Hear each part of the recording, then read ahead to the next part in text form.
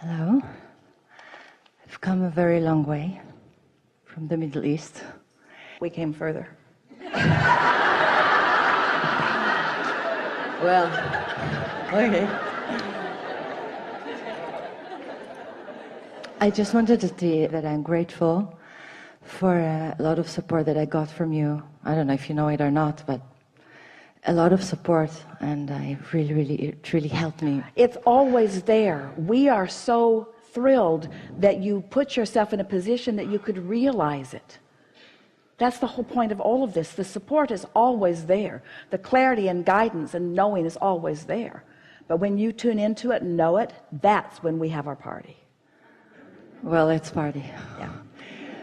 Okay, I have a question, and some of it was answered today, and I still have a little more.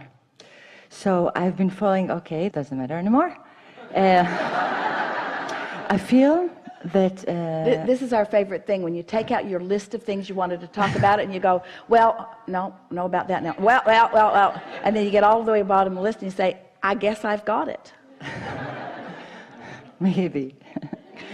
Well, I feel like there's something... this one little bugaboo that I'd like to focus on. There are many, I just chose one. Okay. I feel like there is something in me that is holding me back from achieving my aspirations. Nope. No. Okay. Next sentence. Nothing's holding you back. No, but me. I know. It's something in me. It's not even you holding you back. Who is it?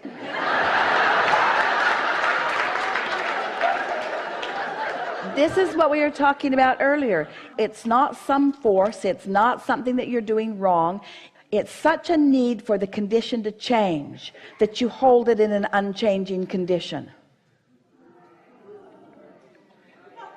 It's called trying too hard. It's called giving it too much attention, giving it the wrong kind of attention, giving it detailed attention. You've trained yourself into the details in only one way of looking at it. So no matter how hard you try, every time you think about that, you think about it the same way. So you say, well, then I think about it more. So you think about it the same way. You say, well, I just need to think about this more. So you think about it more. And so nothing will change. And then Abraham comes along and says, think about it in a more general way. Think about why you want it. What's the emotional reason for it? Think about it in a way that feels good rather than in a way that's got you all balled up. That really is what the message is today and always. Find a way to think about it that feels better. So what is it that you want to change? What is it that you're keeping yourself from? Okay, I'll give you an example. Briefly. Specific but brief. Okay. For example, I feel like I already know my abilities and I really want to do, I don't know, for example, I work with youth, and for 2 years the students tell me, come on, why don't you do something with us? And there is something that just doesn't let me do. Give us more. Everything is there, and I don't know, maybe... Everything is there except the feeling that you're ready to go? It's like there is a little fear, like... Well, the fear is evidence of resistance, and when there's resistance and therefore fear, then the path doesn't unfold. And so the reason that you don't feel like going is because you don't want to step off a cliff. The reason you don't feel like going is because the path isn't clear to you. But the question isn't, why don't I feel like going? The question is, why isn't the path clear? And the reason that the path isn't clear is because you're being so specific that you're fogging it all up. So how can you be less specific? What is the why reason? Why do you want to go wherever it is? Why do you want to go? Why do you want to go to the place that you're not letting yourself go to? Why do you want to go? Because I feel when I do that, I feel very, very good with myself. Feel good because of the accomplishment, or feel good because it just feels better to go than to not go? So here's a question. Would you rather be stagnant or mobile? Would you rather be stuck or flowing? Would you rather be fluid or bound up? So get off the subject of the details with the students and just ask yourself, would you rather flow or stall out? Would you rather be free or would you rather be bound? We know these questions feel boring, but no, of course I want to be free. Of course you do want to be free. And so focus on free a little bit and think about what is free and acknowledge how often you do feel free. Esther feels her greatest freedom when she's in her car. She feels her greatest freedom when she's on the open road. She just loves that feeling. And so when she uses the word free, her mind goes right there. and it becomes a little more detailed, but live with it, milk it longer, let it be active in your vibration longer. The feeling of free, or the feeling of clarity, just let it be active in your vibration a little longer.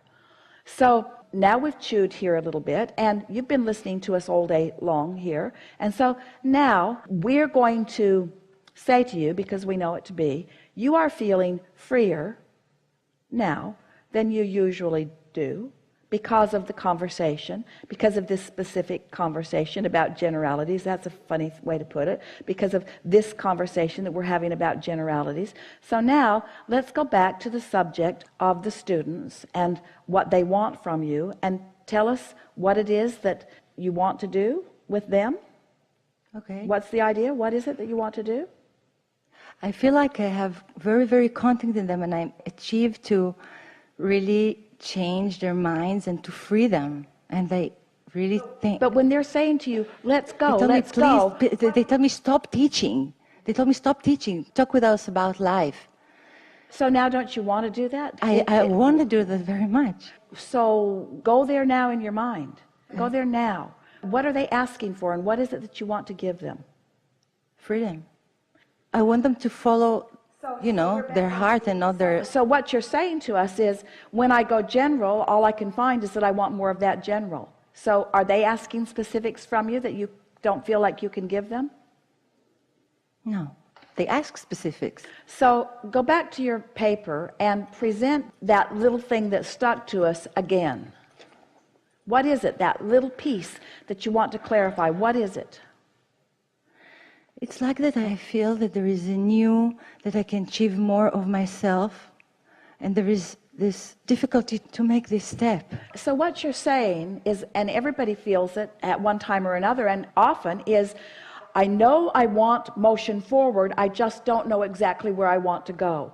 And what we're saying is enough to continue to acknowledge that you want motion forward. It's what faith is. Faith is knowing that it's going to be okay, even though I don't know exactly how it's going to unfold. Conditional is, show me how it's going to unfold, and then I'll have faith. Unconditional is, I have faith, and I'll know it when I see it. Conditional is, show it to me, and then I'll believe it. Unconditional is, I believe in my ability to live happily ever after, and I'll know it when I see it. That's that difference in the approach to life that we want for you and that you want for your students as well. We have the same kinds of conversations. Feel how far you've moved today.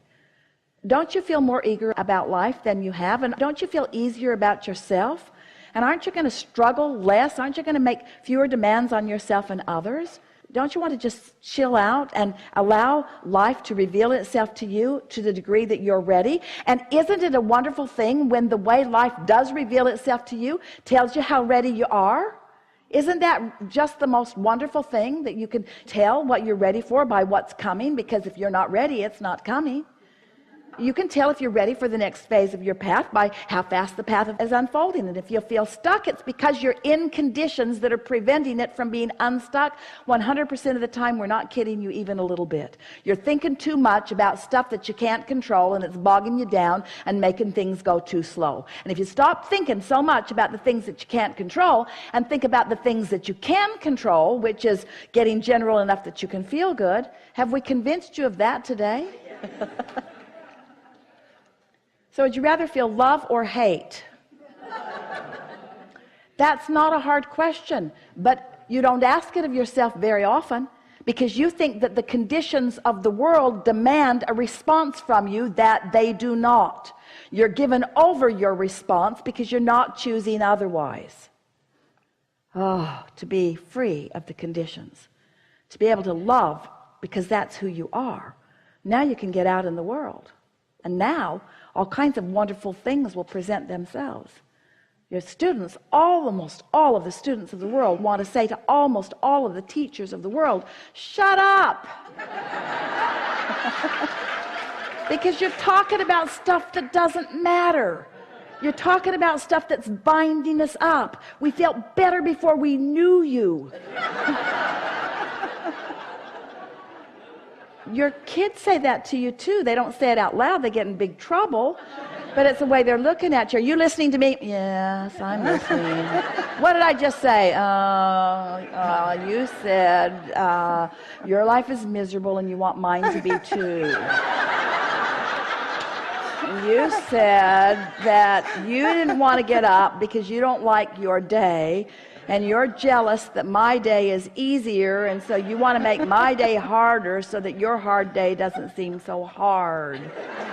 That is not what I said to you. Well, that's what I heard, Mom. That's what I heard.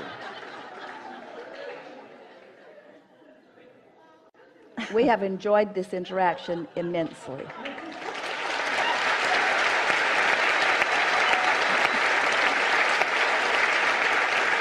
Take it easy.